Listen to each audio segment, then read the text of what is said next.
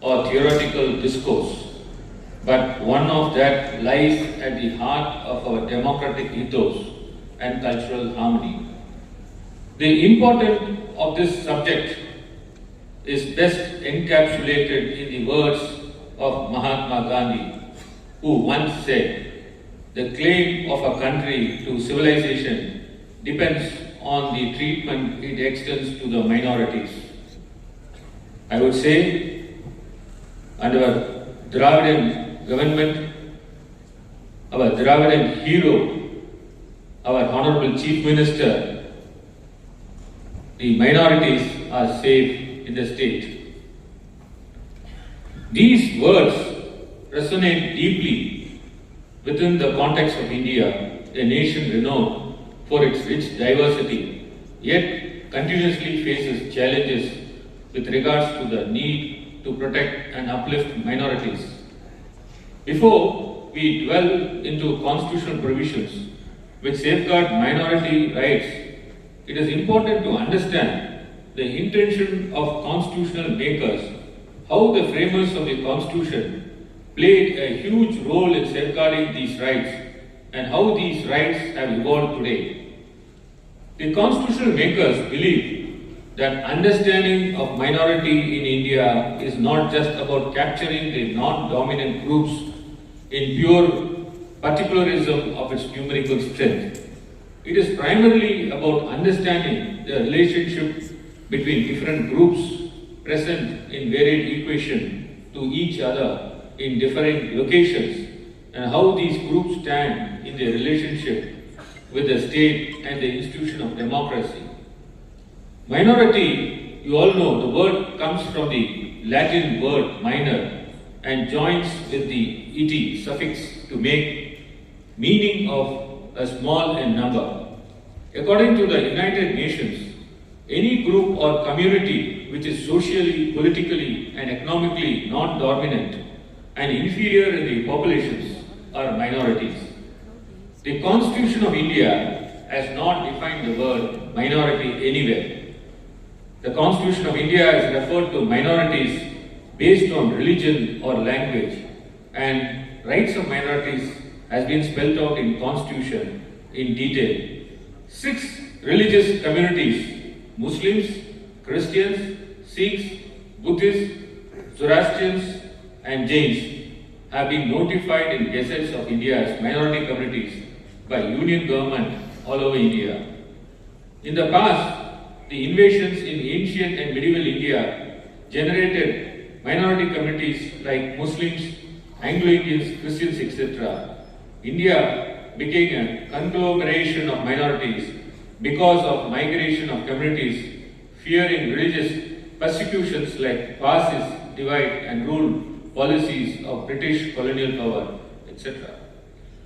The objective resolution moved by Pandit Jawaharlal Nehru in the Constituent Assembly on 13th December 1946, unanimously adopted by Constituent Assembly on 22nd January 1947, where it was decided that a safeguard mechanism will be adopted for minority communities, depressed backward classes and tribal areas of the nation. The Constitutional Drafting Committee had formulated various provisions and laws in 1948 under the name of Special Provisions Relating to Minorities in Part 14 and numbered them as Article 292 to 301. The provisions for special rights of minorities were modified substantially, and finally, no special rights except cultural and educational were concerned to minorities. The Constitution, which was adopted by the Constituent Assembly of India in November 1949, came into force on 26 January 1950 with no reservations of seat in the legislative bodies and public services for religious minorities as originally planned.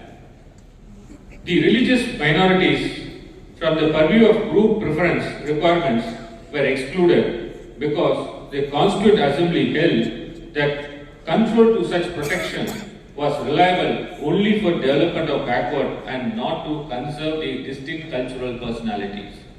Minorities face various problems such as problems of getting protection, problems of communal tensions and rights, problems of lack of representations in civil services, politics, and the problems of separatism. Other problems are failure to stick to secularism and threat of common civil code. Minorities' rights in India protect people from being discriminated against on the grounds of their ethnic, cultural, religious identity. Religious individuals belonging to minorities must be able to learn and use their language, use their own names, preserve and freely express their identity. Minority rights, therefore, guarantee equality before the law, protection of basic freedom, non-discrimination, and protection against violence on the ground of identity, participation in political and public life, possibilities for cooperation with other communities and organizations within states and across borders. Rights of minorities are the inherent part of human rights. They promote tolerance and respect for diversity. Their aim is to ensure that the minorities and majorities live peacefully together and support each other in building a better future. The constitutional makers gave assurances to the minorities when Constitution was made. The chairman, Honorable Dr. Rajendra Prasad, in fact assured minorities during 5th session of the Constituent Assembly of India that, I quote, "To all the minorities in India, we give the assurance that they will receive fair and just treatment and there will be no discrimination against them. The religion, their culture and their language are safe and they will enjoy all the rights and privileges of citizenship and will be expected in their turn to render loyalty to the country in which they live and its constitution. To all, we give the assurance that it will be our endeavor to end poverty and secular and companions, hunger and disease, to abolish distinction and exploitation, and to ensure decent conditions of living." I unquote.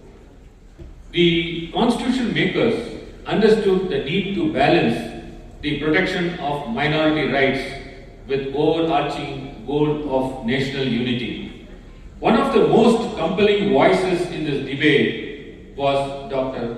B.R. Ambedkar, the principal architect of our Constitution. He emphatically stated, I quote, "To diehards who have developed a kind of fanaticism against minority protection, I would like to say two things.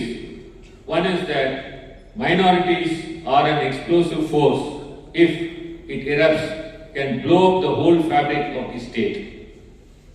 He further stated that minorities in India have accepted majority rule, not political majority, and emphasized the responsibility to ensure there is no discrimination against minorities. Dr. Ambedkar's words underscore the delicate balance that must be maintained in a democracy like ours. The treatment of minorities is not just about their legal rights. It is about the moral responsibility of the majority in the country to create an inclusive society where everyone feels secure. However, the reality is different. The history bears a testimony to the fact that those who are in majority and in a dominant position, by virtue of their number, to impose their ideas and values upon others who are in a non-dominant position. Thus, the minorities who are usually in a non-dominant position in democracies face discrimination and sometimes hostility on the part of the dominant majority, and therefore it becomes difficult for them to realize their equal rights as citizens.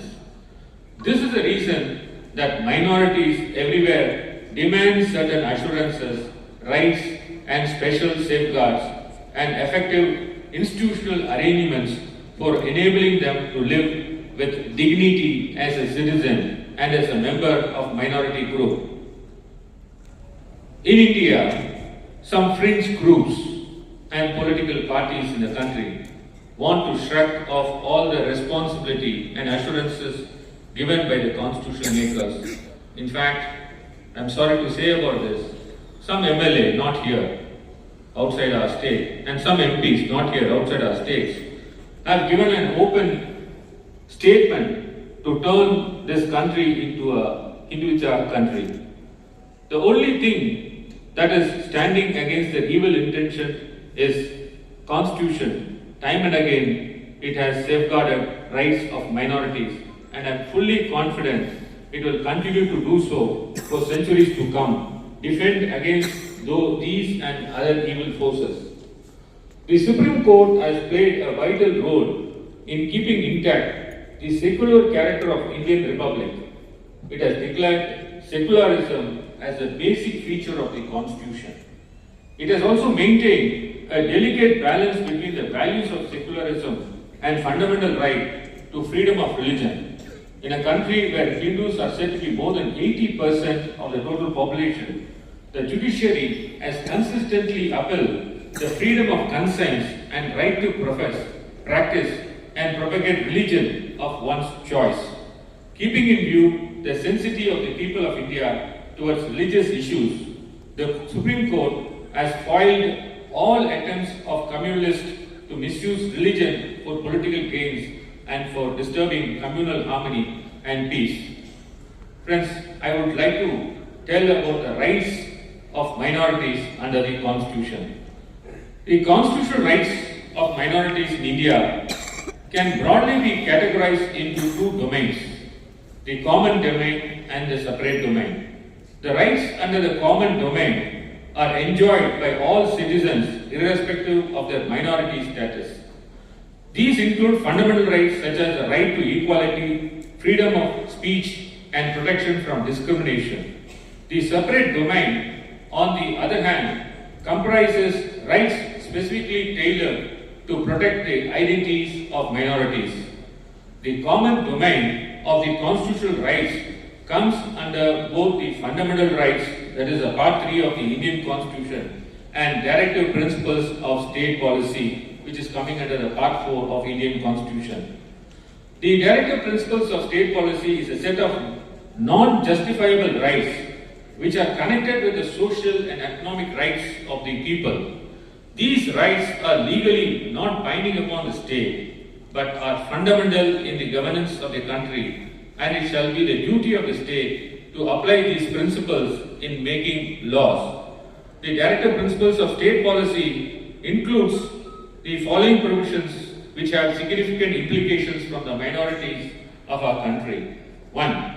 The obligation of the state to endeavor to eliminate inequalities in status, facilities, and opportunities against individuals and groups of peoples residing in different areas and engaged in different occasions. This is assured under Article 38, Sub-Article 2. Under Article 46, it is guaranteed that the obligation of the state to promote with special care the educational and economic interest of the weaker sections of the people, besides scheduled caste and scheduled tribe. Part 4A of the Indian Constitution, which deals with the fundamental duties, applies to all citizens, including those belonging to minorities. Article 51A, which is of special relevance for the minorities, has the following provisions for them. One is citizens' duty to promote harmony and the spirit of common brotherhood among all the people of India, transcending religions, linguistic and regional or sensational directives. And number 2 is citizens' duty to value and preserve the rich heritage of our composite culture. Part 3 of the Indian Constitution, you all would have heard about this Part 3. This deals with the fundamental rights, which is divided into two parts. Rights which comes under the common domain and rights which fall under the separate domain. It is often called as the government of law or rule of law and not of man. The first one is Article 14, which talks about the people's right to equality before the law and equal protection of the laws. So that is how we say, treat us with equality. The second one flows from Article 15(1) and 2. This is about the prohibition of discrimination against citizens on grounds of religion, race, caste, sex, or place of birth. Article 15(4), which is an important article, you should know about this Article 15(4). Today, we have reservations in all over India. This 15-4 came because of the protest that emanated from the soil of this state.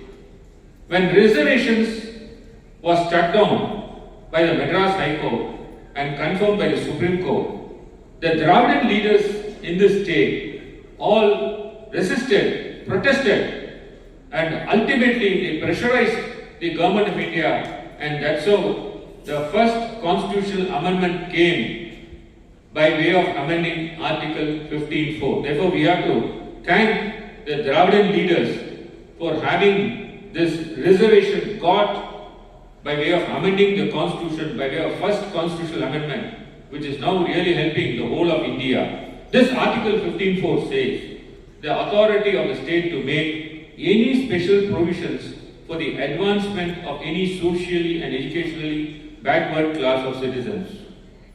The next one comes from Article 16. This is about the employment. Citizens' rights to equality of opportunity in matters relating to the employment or appointment to any office under the state, and prohibition in this regard of discrimination on the grounds of religion, race, caste, sex, or place of birth. Article 16.4 says the authority of the state to make any provisions for reservations of appointments or posts in favor of any backward class of citizens which, in the opinion of state, is not adequately represented in the services under this state. The more important rights given to the minorities. People's freedom of conscience and rightly profess, practice and propagate religion subject to the public order, morality and other fundamental rights flows in from Article 25.1. Article 26 says, right of every religious denominations or any section thereof subject to public order, morality and health to establish and maintain institutions for religious and charitable purposes, manage its own affairs in matters of religion and vote and acquire movable and immovable property and administer it in accordance with law. And Article 28, the people's freedom as to the attendance as religious instructions or religious worships in educational institutions, wholly maintained, recognized or aided by the state. Now, these rights I was talking about under the heading of a common domain. Now I will come to the separate domain. The separate domain, which is the rights guaranteed to the minorities. Article 29.1, which says right of any section of the citizens to conserve its distinct language, script or culture. Article 29.2 says restriction on denial of admission to any citizen to any educational institutions maintained or aided by the state on grounds of only of religion, race, caste, language or any of them. Article 31, this institution, MCC and other Christian institutions, they breathe under Article 30. 31 deals about the right of all religious and linguistic minorities to establish and administer educational institutions of their choice. This is one of the important rights which the Constitution has guaranteed, and that is how we can see all over the country the minorities have established the institutions and administering them. In fact, Supreme Court has protected these institutions from interference from even the government also.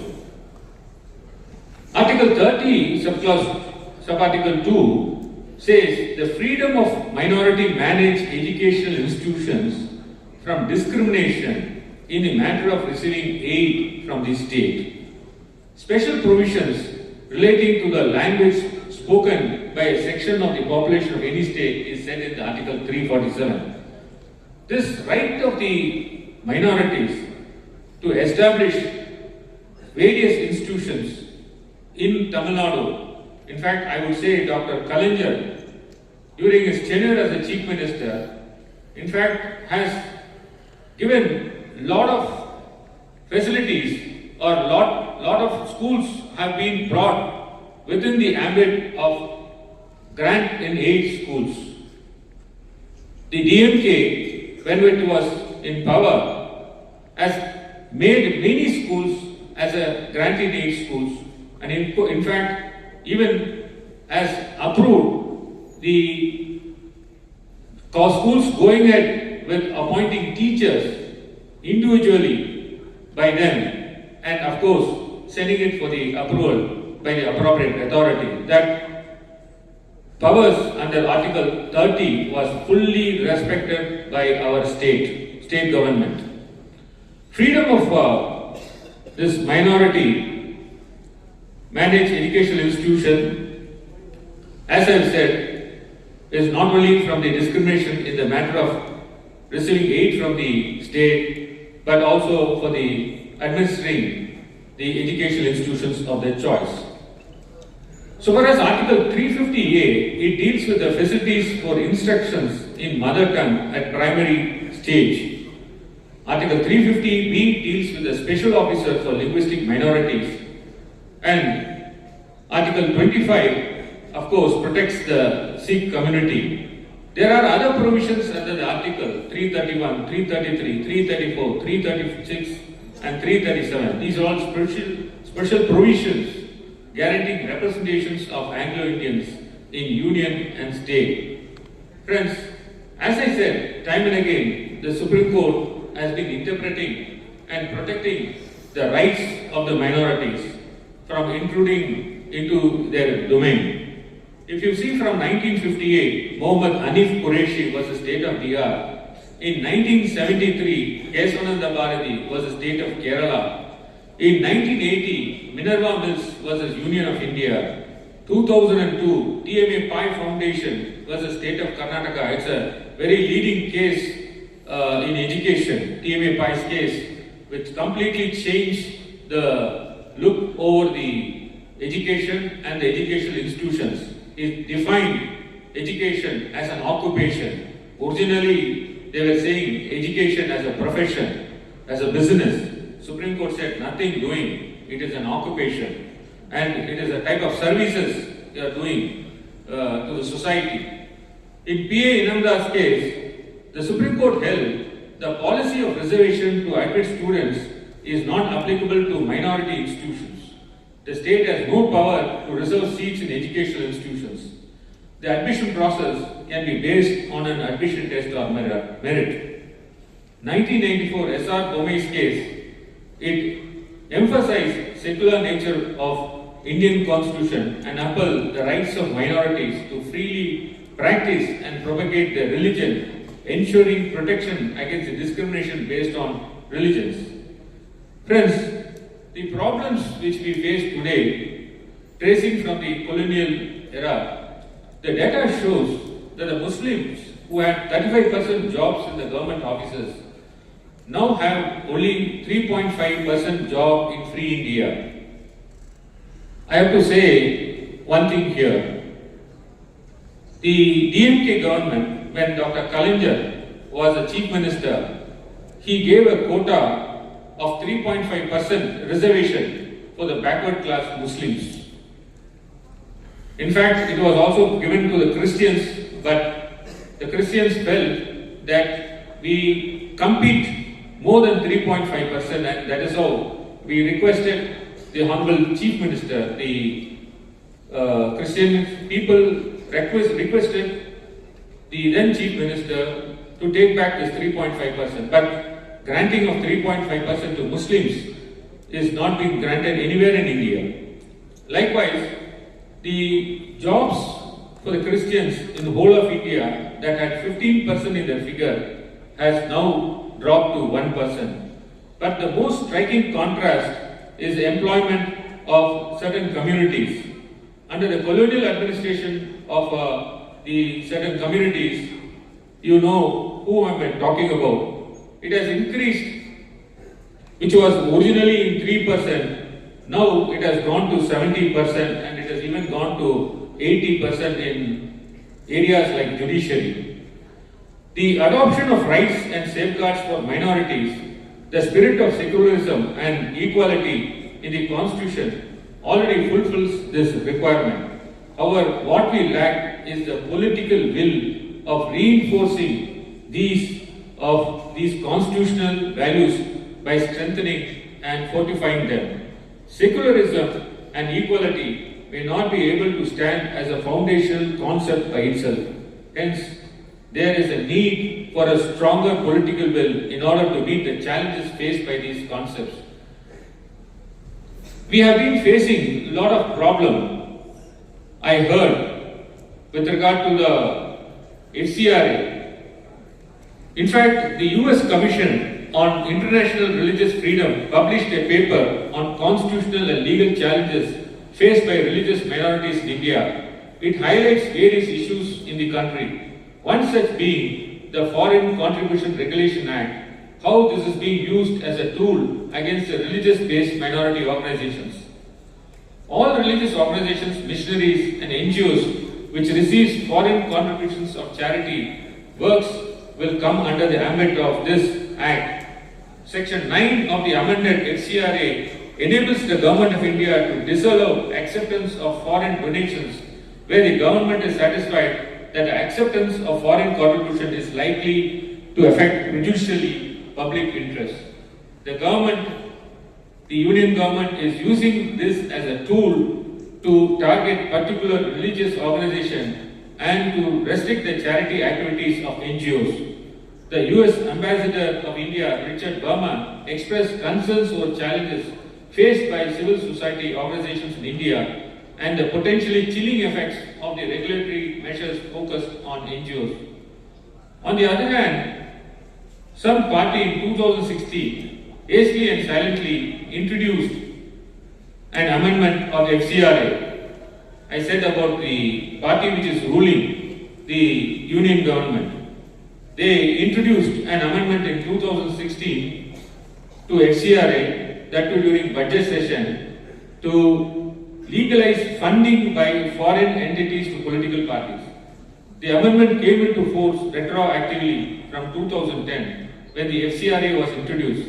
The amendment was in response to a 2014 Delhi High Court decision in which the court determined the party were guilty of violating the FCRA because they received billions of dollars from foreign entities for their 2014 election campaigns. I have in fact written a detailed letter to the Honorable Home Minister and I have not received any response. Friends, I can hear that there are a lot of problems with the minority institutions. In fact, the principal said about the adoption of the UGC Regulation 2018 by the erstwhile government. I said the government headed by the former Chief Minister, Mr. Edappadi Palanichami, when GOMS number 5 dated 11/1/2021 was passed. I hope and trust that these difficulties in running the minority institutions will be taken care of by the government, and of course our Honorable Higher Education Minister is here, will certainly look into. In fact, I have been informed that the schools run by the Catholic Diocese have given a representation to the Honorable Chief Minister as well as to the Honorable Higher Education Minister, School Education Minister, as well as to the Secretary School Education, highlighting various difficulties and the involvement and interferences which is not expected when one has to interpret the rights of the minorities under the Constitution. And I assure that all these issues will certainly be taken care of the honorable dignitaries who's there on the dais and the Honorable Chief Minister. With this, I thank you for allowing and coming here and speaking on the minority rights. Thank you very much.